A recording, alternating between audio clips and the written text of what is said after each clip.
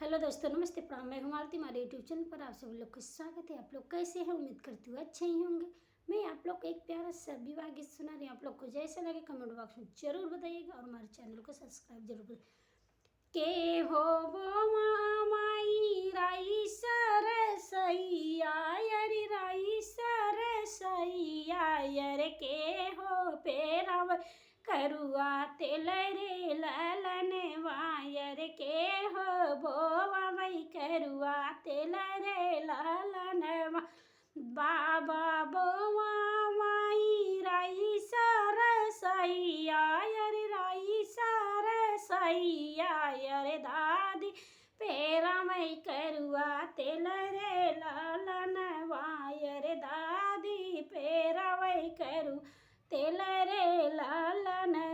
दादी जी के गोदैया में बोलै हो दूल्हे कवन बोलै हो दूल्हे अरे मुख भर दिहलुआ सिसरे लालन मायर मुख भर दिहलुआ सिसरे लालन जुग जुग बढ़ै नाती तोरी ससुररिया अरे तोरी ससुरतिया अरे नीति तो अरे नीतिया वेसिया सुकुमारी रे लालन भाई अरे नीति सी आवेसिया सुकुमारी रे लालन के हो बोवा माई राई सरसैया अरे राई सरसैया अरे के हो पेरा मई करुआ तेल रे लालन वायर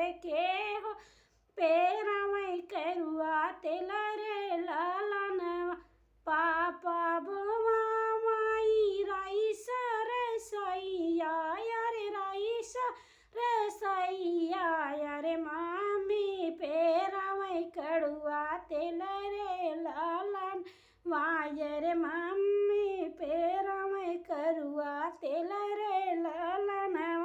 मम्मी जी के गोदिया में से बोलै दूल्हे कवन बोलै हो दूल्हे कवन अरे मुख भर दिहलुआ सिसरे लालन वायर मुख भर दिहलुआ सिसरे लालन जुग जुग बढ़ै बेटा तोरी ससुररिया अरे तोरी ससुररिया अरे नीति सिया आवे सुकुमारी रे लालन वायर नीतिया सिया सुकुमारी रे लालन।